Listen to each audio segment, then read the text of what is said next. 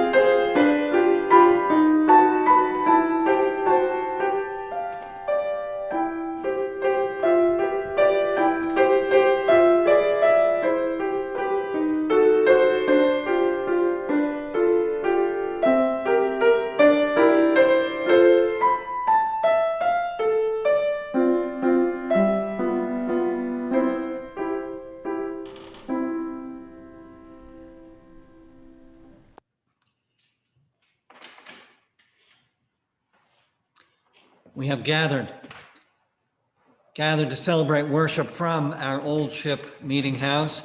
It is always good to gather, nurturing to the heart and soul, especially important, many of us feel, during times of personal crisis or trouble, as well as during any times of national or global crisis or trouble.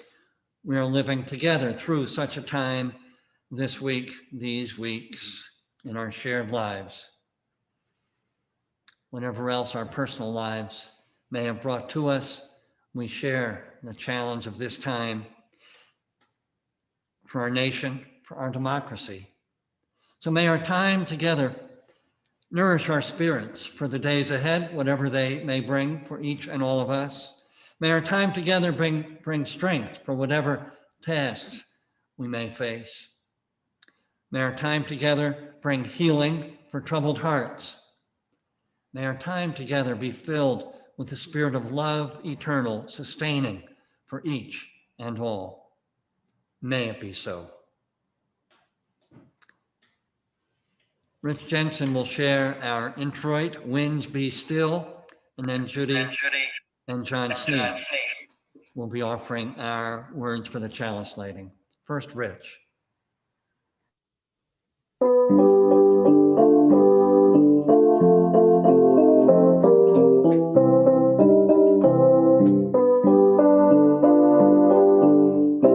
Winds be still, storm clouds pass, and silence come. Peace grace this time with harmony. Fly, bird of hope, and shine light.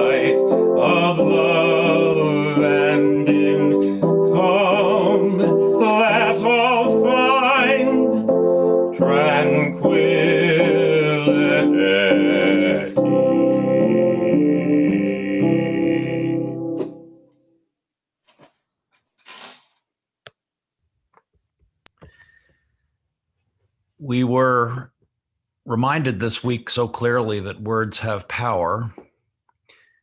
Judy and I light this candle with Ken's help with the hope that as a community, as a nation, we can again find the words and we'll hear the words that heal, that bring us together, that offer hope, that reconnect us to love and forgiveness for all. Words like those used by Abraham Lincoln after 4 years of brutal civil war at the end of his second inaugural address. With malice toward none, with charity for all, with firmness in the right as God gives us to see the right, let us strive on to finish the work we are in, to bind up the nation's wounds, to care for him who shall have borne the battle and for his widow and his orphan, to do all which may achieve and cherish a just and lasting peace among ourselves and with all nations. Thank you both. Thank you for those words of healing. In that spirit, I light the flaming chalice of our faith.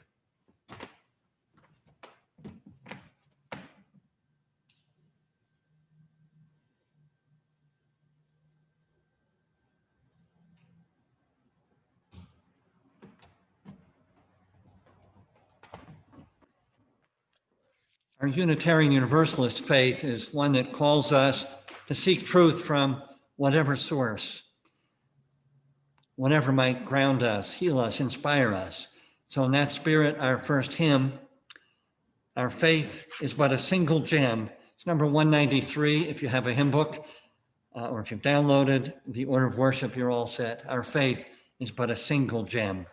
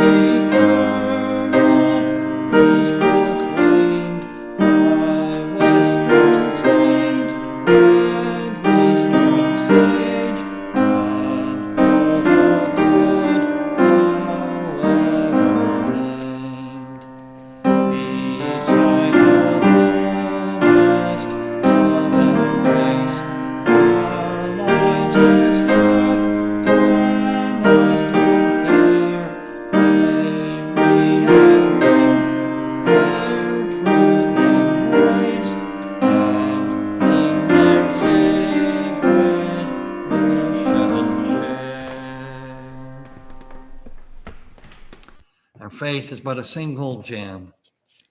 Welcome once again to worship from our Old Ship Meeting House. Welcome to those of you who have been in this house or worshiping together for many, many years or even decades.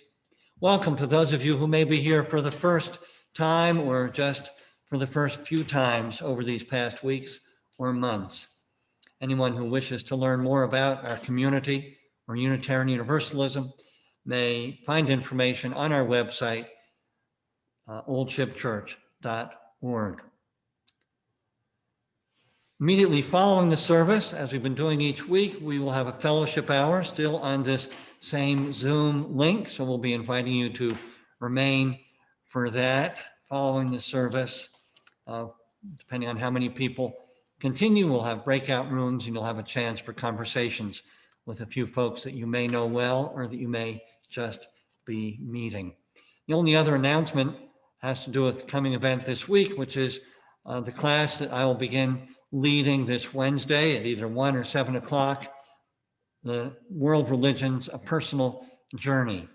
If this is intriguing to you, you will find information on our website in the Life Learning section, or you can just send an email to me and I'll give you some more information and you can sign up if you like. Here end the morning's announcements. I'm pleased to now introduce to you, as we do most weeks, Chloe, who will, our interim director of religious education, Chloe Brede, who will share her time for all ages. Chloe. Good morning, everyone. It's so great to see you all. I am going to start by sharing my screen here, and then it's going to take me a second to get organized. Just let me move some stuff around here. Oh, man. This is what happens. Sorry there.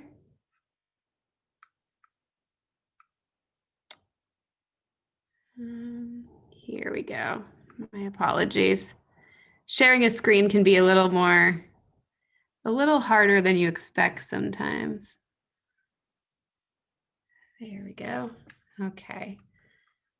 So I wanted to tell you all a little bit about some time that I spent at a Buddhist monastery during college. I spent about a month there. And I wanted to talk about this because of the class that Ken's going to be teaching in his sermon topic today. So here I am at the young age of 19 with my broom at the monastery. And we stayed at a place called Foguan Shan. And Foguan Shan means Buddha's Light Mountain. And so you can see that it was a huge campus. It's the biggest monastery in Taiwan. And a monastery is a building or a place where monks and nuns, sort of like priests or sacred people, live. They sleep at a monastery. They eat at a monastery. You can see the dining hall here. They study there, and they go to services there. It's like your house and your church are all in one place. And so here are some of the monks and nuns, so you get a visual, who organized the program that I was on. One of their names was Venerable Ifa, another one was Venerable Wei Fong. So from a bunch of different places. And they were monks and nuns that lived at this monastery in Taiwan. And so I stayed there for a month, and we followed a schedule that was similar to monks and nuns, but maybe not quite as strict. They didn't make us get up as early as the monks and nuns did, or go to bed as early, because that was pretty challenging. And so we would get up every morning and we would meditate. You can see folks meditating here. We'd eat our breakfast in silence in that big hall that you saw earlier. Here's some folks eating in silence. And there was an entire method for eating at this monastery. So if you were in silence, you couldn't raise your hand and say, hi, hey, I want more food. Instead, you had to figure out a way to communicate with people in silence that you wanted more food, or that you were done with your food. So we did this all by positioning our plates on different parts of the table in front of us. So you can see that there was the original position where your plates, when you sat down, would be.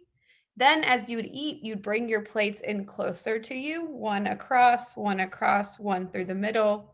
And then if you wanted more of something, you'd put it in a certain area. So if you wanted more rice, you'd put it to the left.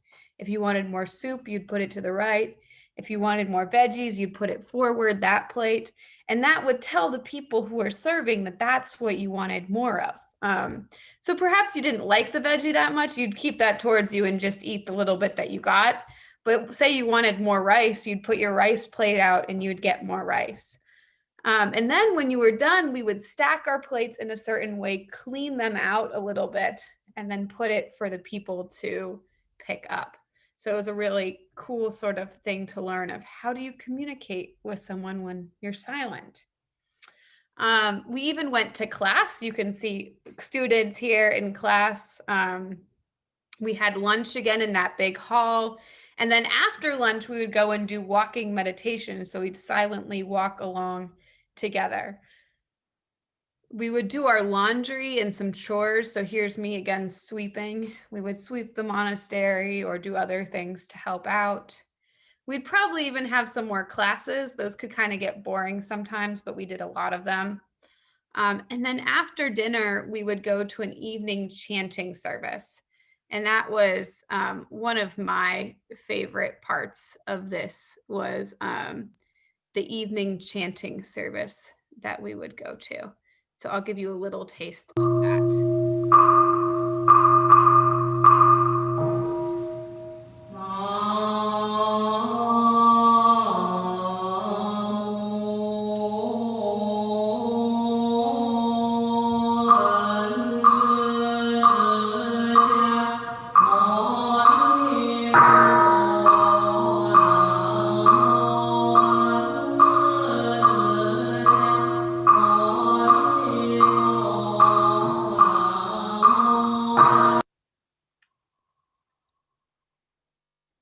So that was my trip to this Buddhist monastery and my time staying there.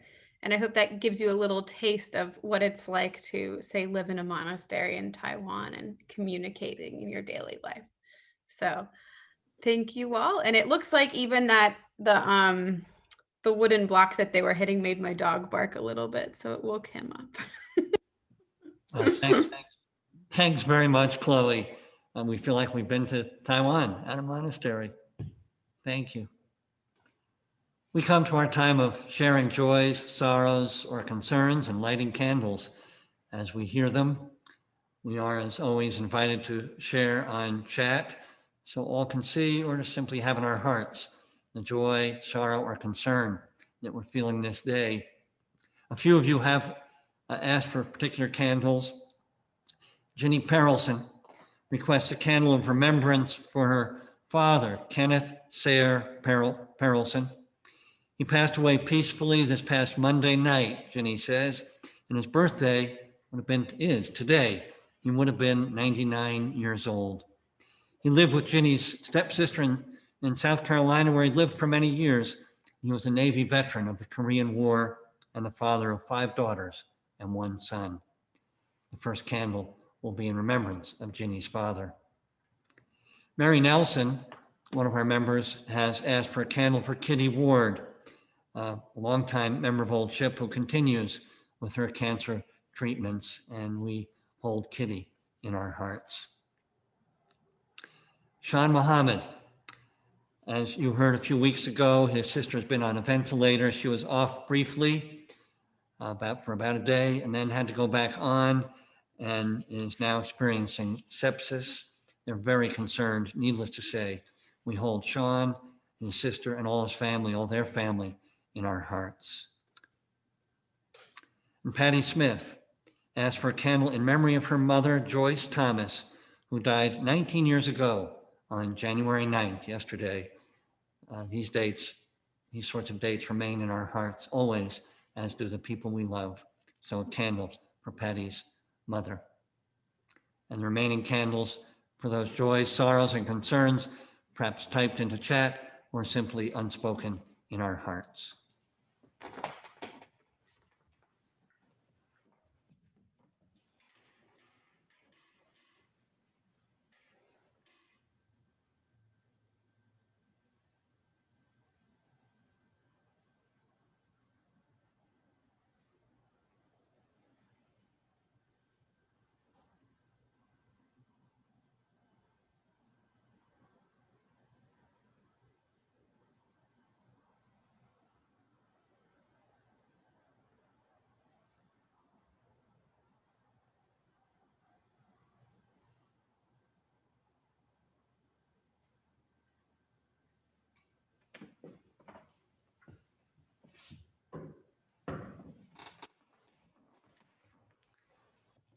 And we join in a time of meditation, prayer, and then shared silence. Together, we are living through one of the most challenging times in our nation's history, certainly in our recent history. These months and these recent days in particular.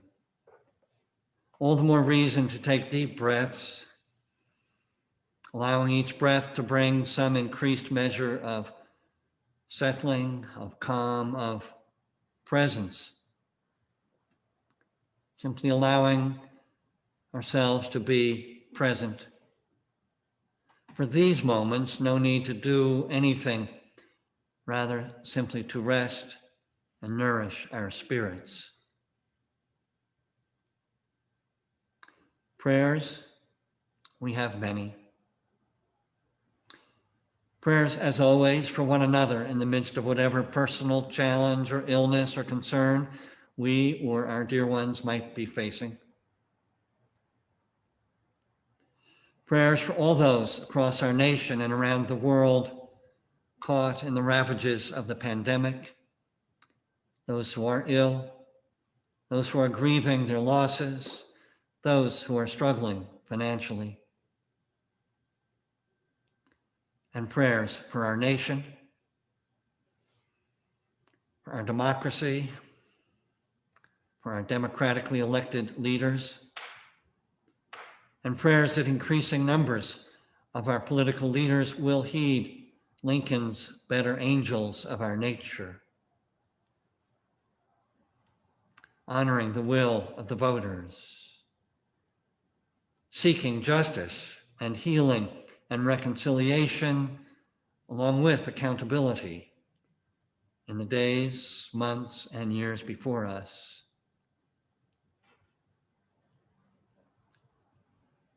All this, along with the prayers of our hearts to the God of our hearts that have remained unspoken or unwritten among us this morning, but that are deeply felt. As we pause in silence, may it be renewing to our spirits.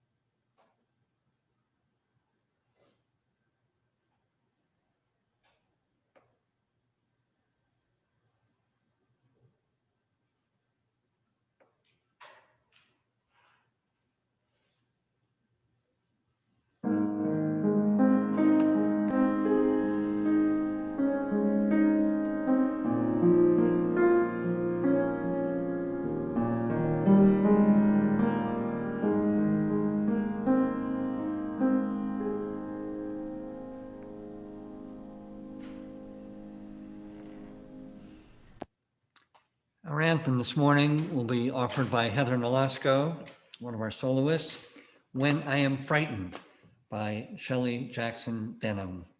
Heather.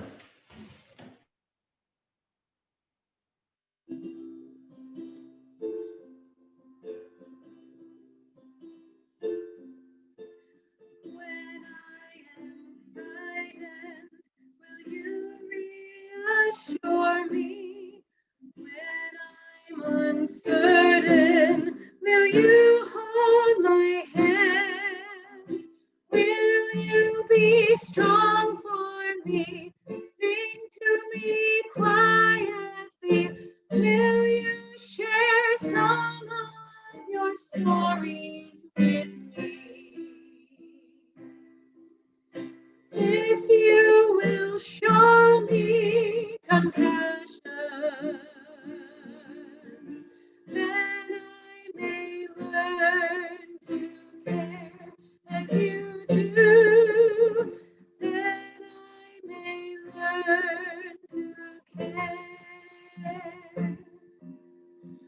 When I am angry, will you still embrace me? When I am thoughtless, will you understand? Will you believe in me? Stand by me willingly. Will you share some of your questions with me? If you will show me acceptance, then I may learn to give as you do. Then I may learn to give. When I am troubled, will you listen to me? When I am lonely, will you be my friend? Will you be there for me? Comfort me tenderly. Will you share some of your feelings with me? If you will show me commitment, then I may learn to love as you do. Then I may learn to love.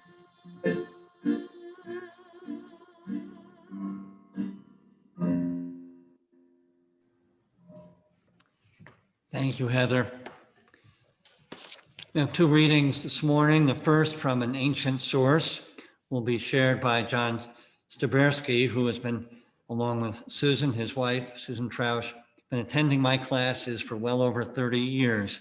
And so in prelude to this year's class, I've asked if one or both, in this case, John, to share one of the readings. John, thanks very much. Thank you, Ken. The first reading is from the Sufi tradition of Islam, One Song by the 13th century poet Rumi, as translated by Coleman Barks.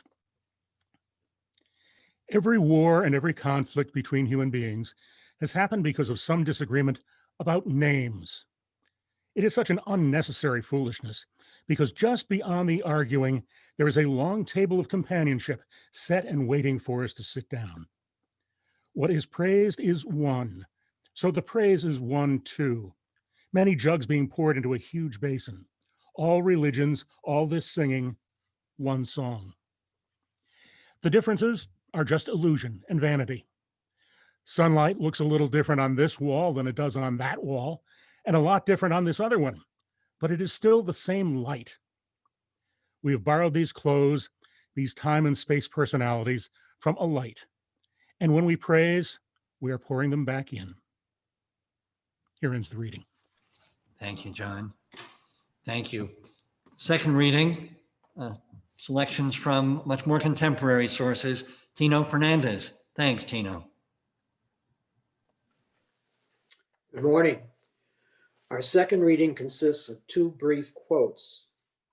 The first is from the Franciscan director of the Center for Action and Contemplation, Father Richard Rohr.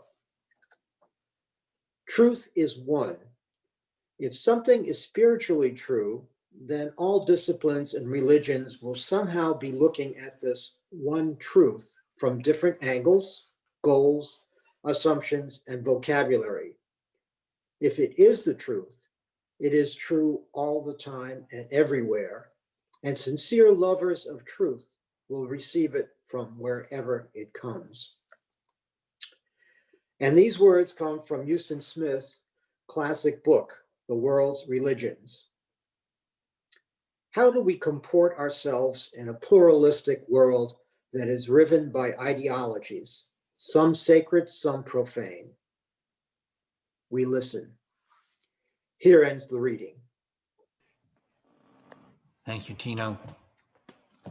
I chose these readings early this week before the events of Wednesday, and as I hear them again, with thanks to John and Tino, I hear the many layers of meaning that come to us both spiritually all the time and very much in in these days. So thank you again.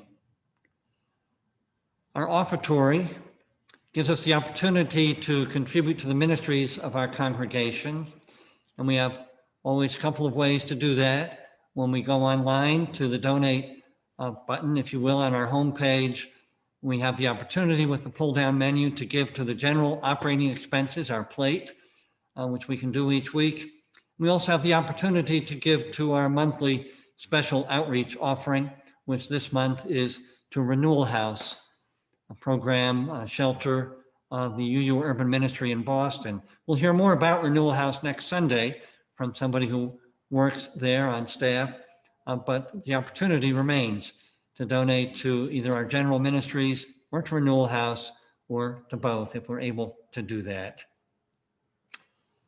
Our offering will be given and received, and our offertory will be shared by Christopher, who I believe has a word of introduction to it.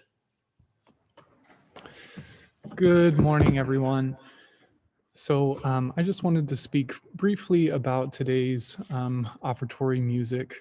This is a meditation on breathing. It's written by a composer named Sarah Dan Jones. And I would like for this to be interactive. So I would like for you to join in and sing from your own space and tap into the moment of taking this breath, breathing in peace, breathing out love, as the words say. So I encourage you to sing any of the three parts that you hear. You'll hear a drone, which will happen the entire way through, the melody, which will come in second, and then there's a descant part. So you can sing any of those three parts the entire time.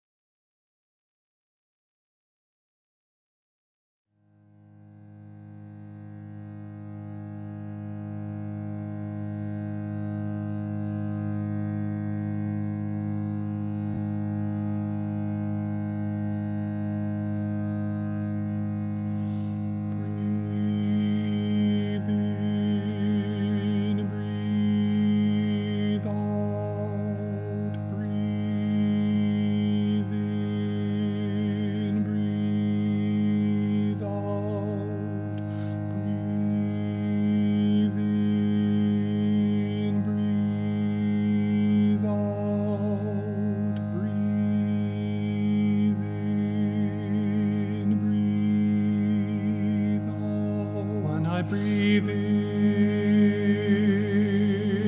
I'll breathe in peace. When I breathe out, I'll breathe out love. When I breathe in, I'll breathe in peace. When I breathe out, I'll breathe out loud. When I breathe in, I'll breathe in peace. When I breathe out, I'll breathe out loud. When I breathe in, I'll breathe in peace. When I breathe in, I'll breathe out love. When I breathe in, I'll breathe in peace. When I breathe out, I'll breathe out love. When I breathe in, I'll breathe in peace. When I breathe out, I'll breathe out love. When I breathe in, I'll breathe in peace. When I breathe out, I'll breathe out love. When I breathe in, I'll breathe in peace. When I breathe on, I breathe out, I breathe out love. When I breathe in, I breathe in, I breathe in peace. When I breathe on, I breathe out, I breathe out love.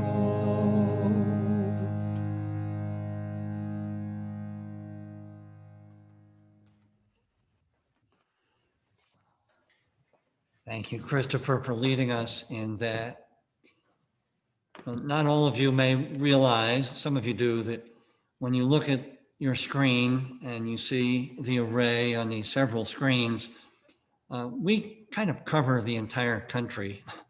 There are people in Florida, in the Midwest, in Maine, and out west. And there we were singing, I expect many of you, if not most of you, were singing along one or another part. There we were singing in harmony across our nation. How beautiful is that? How inspiring is that? And there are some Sundays in the midst of national crisis or tragedy where I completely throw out what I planned and preach something much more directly relevant, as it might appear, to the issues at hand. This is not going to be one of those Sundays, for it feels to me there's so much that could be said, and over the next couple of weeks, I'll be saying some of it. We need spiritual grounding in the midst of difficult times, and my hope is that this whole service, and with Christopher's help, his choice of music, my hope is that this whole service helps us to reclaim, each in our own way, our spiritual grounding, if you will, during these tumultuous times and during whatever time you may be facing personally. So may that be so.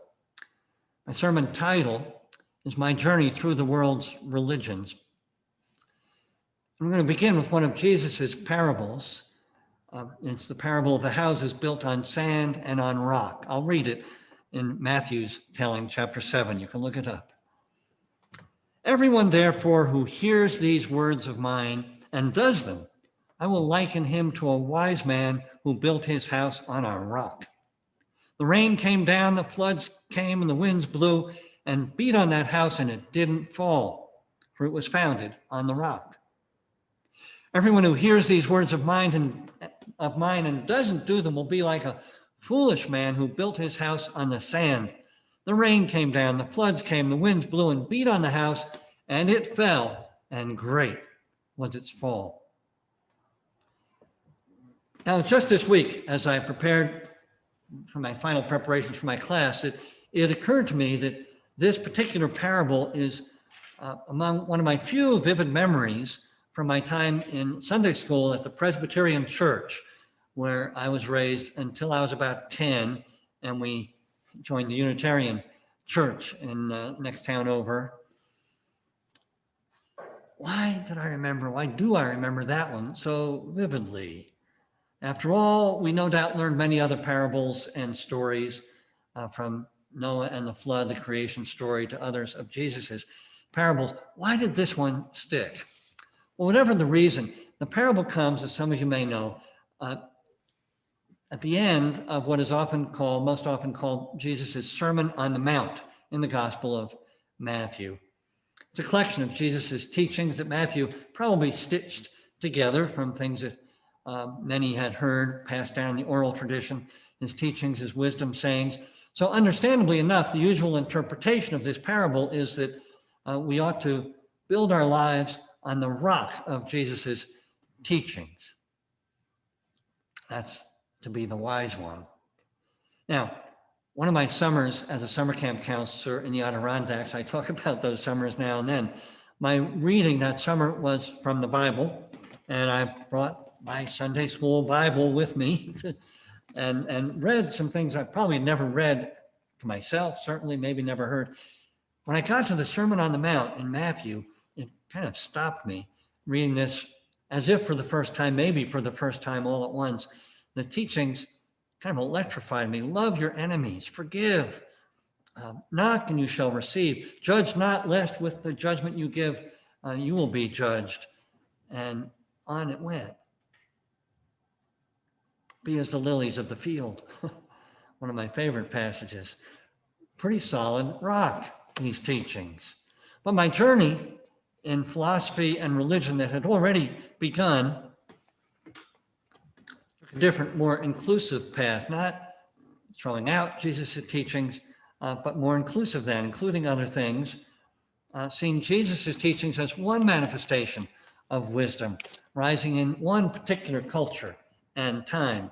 Indeed, even that summer, I'm pretty sure I was also reading Thoreau's Walden in a paperback copy I hesitate to bring around with me. It's so worn at this point. It wasn't as solidly put together as this Bible in terms of publishing. Well, Thoreau himself had been immersing himself. He had immersed himself because it was the times in Christian scriptures, but he had been reading some of the early English translations of the Bhagavad Gita, the Hindu Upanishads, Persian texts, and including some of that in Walden.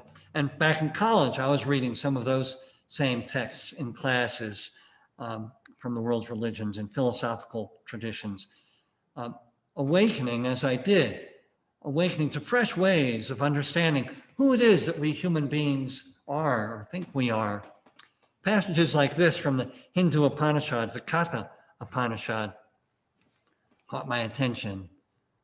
If the slayer thinks that he kills, and if the slain thinks that he dies, neither knows the ways of truth. The eternal in us cannot kill, the eternal in us cannot die.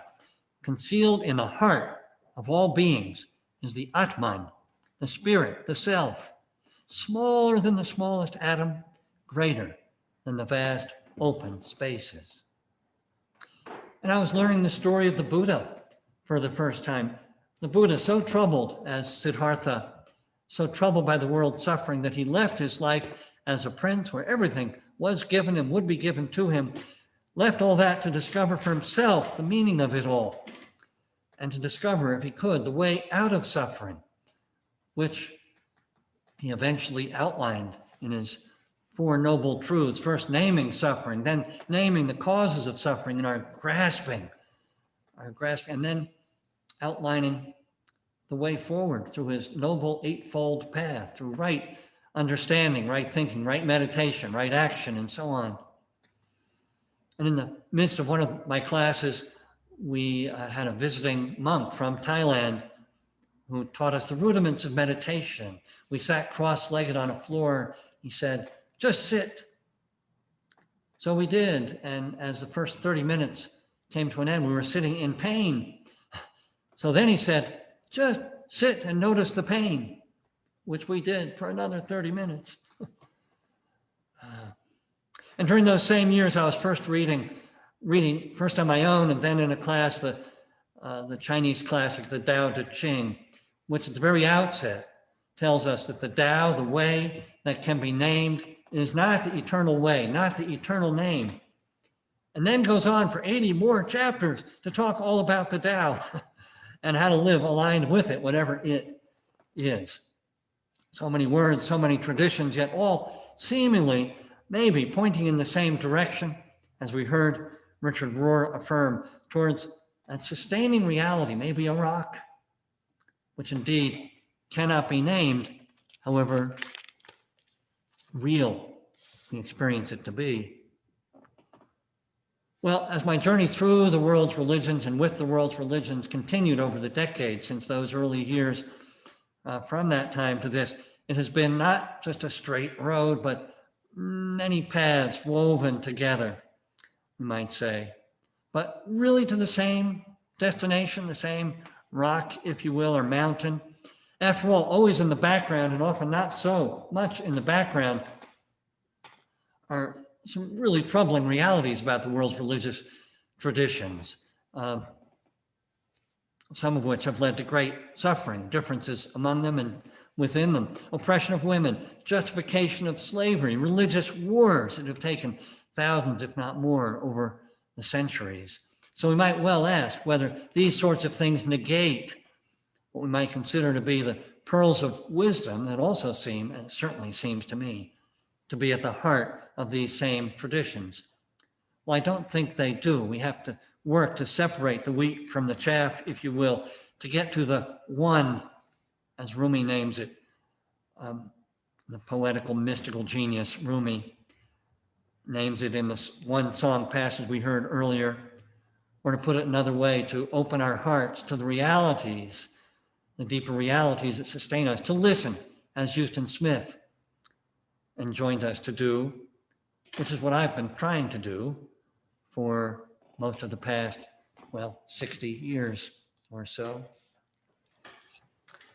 Right then, has my spiritual or religious house been built on sand or on rock? Some would say that drawing from the wells of multiple traditions means you'll never get to the depths of any of them. And there is a danger in dabbling without ever settling. But that's only if you remain on the surface of each tradition.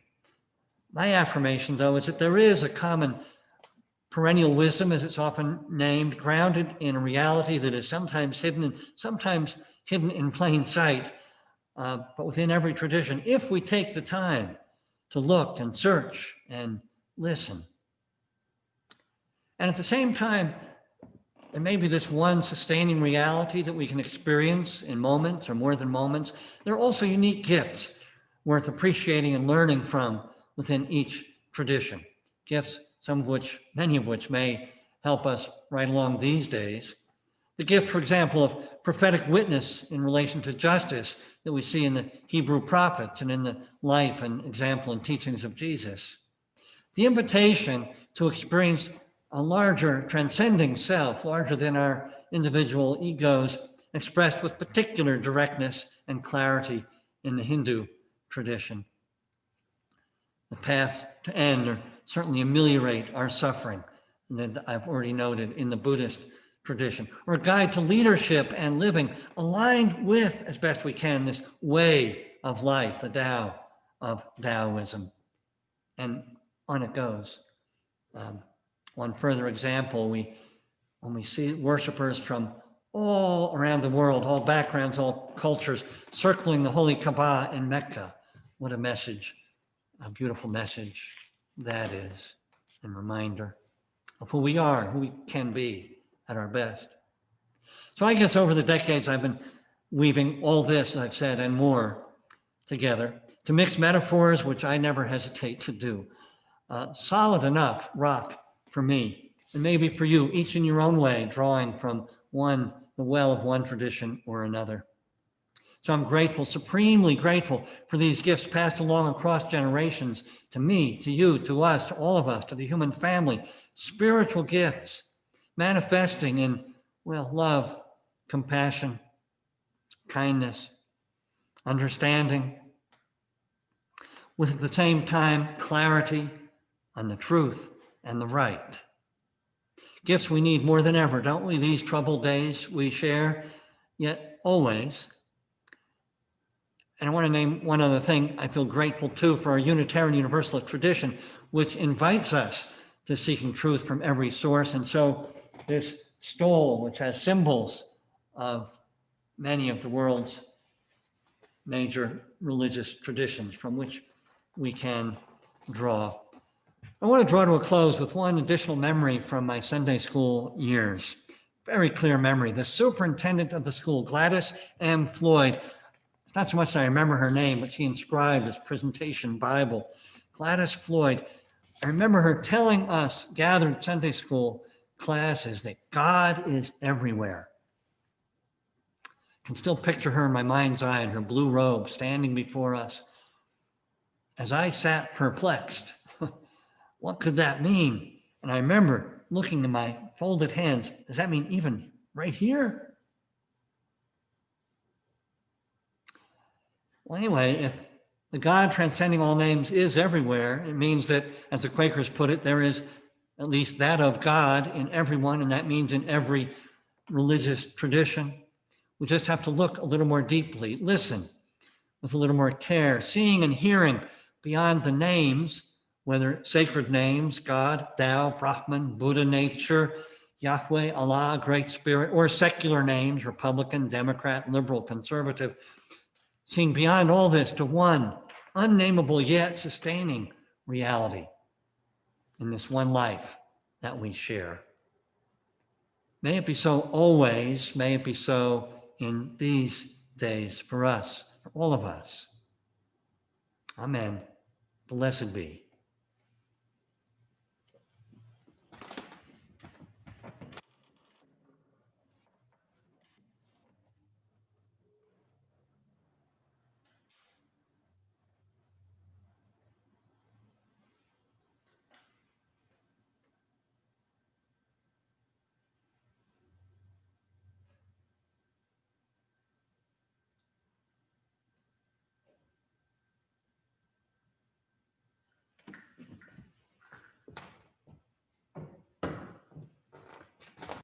I've extinguished all these flames, but cannot extinguish the love with which our candles of joy and sorrow and concerns were lit, cannot extinguish the faith, our Unitarian Universalist faith, which carries us forward. We carry all of this with us in our hearts, in our lives, when we go forth from this place and always. I'm going to invite us to sing once again, this from our teal-covered hymn book, When Our Heart is in a Holy Place, number 1008, When Our Heart is in a Holy Place. When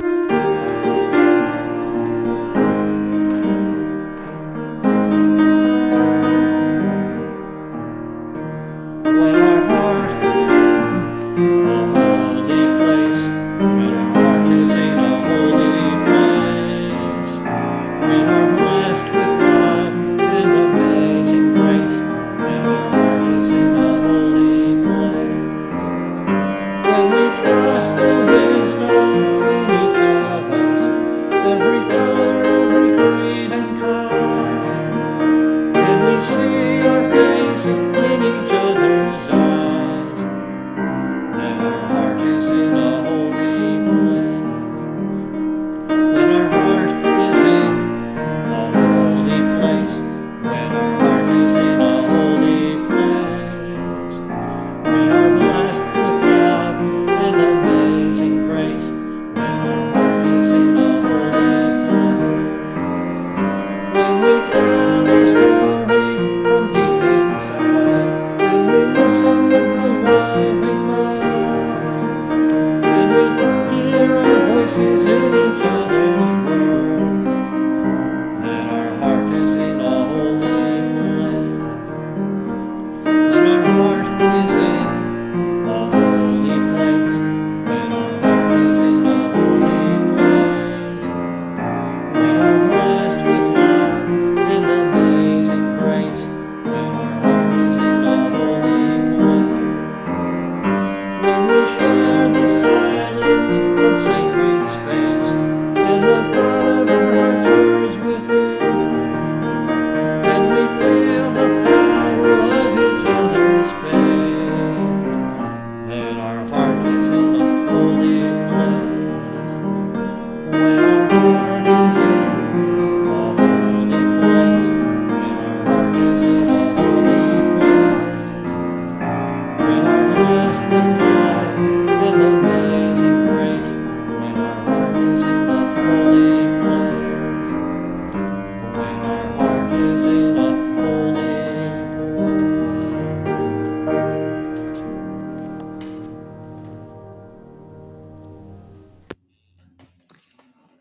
May we, each of us drawing from whatever well springs nourish our hearts, our souls, our spirits, may we be among the healers and helpers, be among the justice seekers and the peace makers in our communities, in our nation, and in the world. May it be so.